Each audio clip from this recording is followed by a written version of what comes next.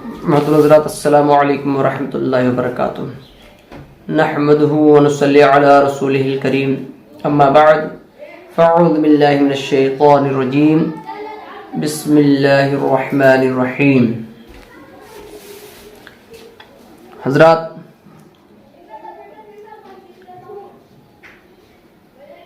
نجاست کے تعلق سے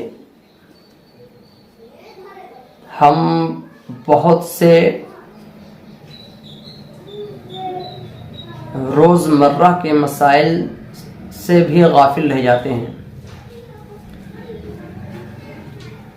جیسے ایک مسئلہ یہ ہے کہ کیا ہمارے کپڑے یا بدن پر نجاست لگ جائے، بچہ پیشاب کر دے یا پاخانہ کر دے، یا ہم راستے سے گزر رہے ہوں تو کوئی پیشاب کر رہا ہے، بچہ ہی کر رہا ہے، اس کی چھینٹیں ہمارے پاجامے یا پینٹ پر پڑ جائیں، تو کیا ایسی صورت میں ہم کو غسل کرنا فرض ہوتا ہے؟ ہم کو مکمل طور پر نہانا ضروری ہوتا ہے؟ یہ مسئلہ ایسا ہے کہ اکثر و بیشتر لوگ اس کے بارے میں علم نہیں رکھتے، اور وہ سمجھتے ہیں کہ اگر نجاست لگ گئی، بچے کا پیشاب یا بڑے کا پیشاب یا پاخانہ یہ لگ گیا، تو سمجھتے ہیں کہ ہم ناپاک ہو گئے۔ لیکن ایسا نہیں ہے۔ مسئلہ یہ ہے کہ آپ پاک ہیں، صرف نجاست جہاں پر لگی ہے، کپڑے میں اگر ناپاکی لگی تو کپڑے کو اتار دیا جائے، اور جس حصے میں نجاست لگی ہے جسم کے، مثال کے طور پر ہمارے ہاتھ میں یہاں پر صرف نجاست لگی ہے، تو اگر صرف اتنی دور نجاست لگی تو ہم اس حصے کو دھل لیں گے۔ اب تھوڑا سا آگے بڑھ کر یہاں سے ہم دھل لیں، پورا کلائی کے حصے کو ہم پورا دھل لیں، تو اب اس طریقے سے ہمارا یہ ہاتھ صاف ہو گیا، پاک ہو گیا، صرف نجاست ہاتھ میں لگی تھی۔ ایسی ہم نے بچے کو گود میں لیا تو ہمیں معلوم ہے کہ نجاست ہمارے ہاتھ میں لگی، ہم نے گود میں لے رکھا ہے، اور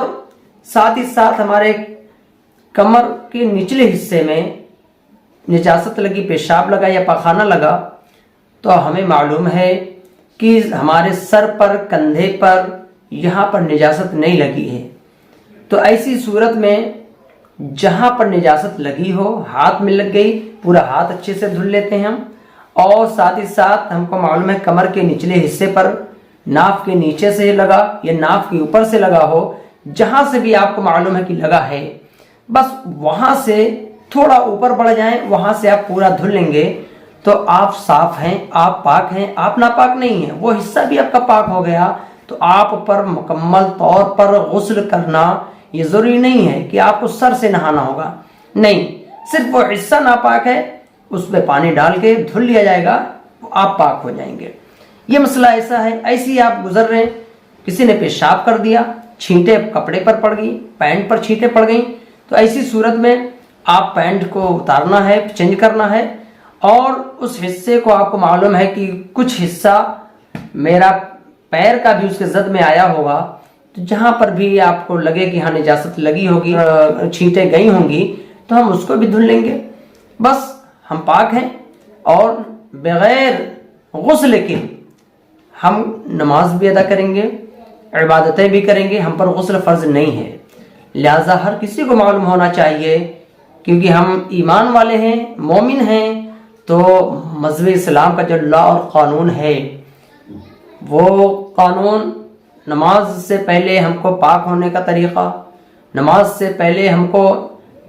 وضو کا طریقہ، غسل کا طریقہ، یہ سارے مسائل ہم کو جو روزمرہ ہماری زندگی میں آنے والے ہیں ضرور معلوم ہونے چاہیے، اور انشاءاللہ تعالیٰ اگر یہ مسائل ہم کو معلوم ہوں گے تو جان بوجھ کر ہم وقت پر نمازوں کو قضا نہیں کریں گے۔ یہ بہت ہی عام مسئلہ ہے، اور جس کے بارے میں ہر کسی کو جانکاری رکھنا ضروری ہے کہ نجاست لگنے سے انسان ناپاک نہیں ہوتا۔ جہاں پر نجاست لگتی ہے صرف وہ حصہ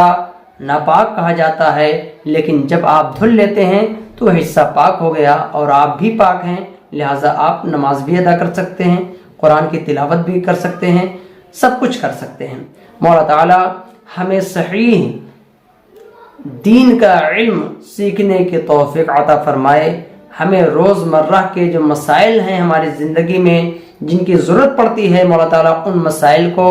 علماء کرام سے دریافت کرنے کی توفیق عطا فرمائے، یا اگر ہمارے پاس دین کی کتابیں ہوں، مسائل کی کتابیں ہوں، انوار شریعت ہوں، قانون شریعت ہوں، بہار شریعت ہوں، ان سب کتابوں سے بھی ہمیں دین کا علم سیکھنے کی توفیق عطا فرمائے، اپنی ضروریات کے جو مسائل ہیں ان کو ہم کو حل کرنے کی توفیق عطا فرمائے۔ السلام علیکم ورحمۃ اللہ وبرکاتہ۔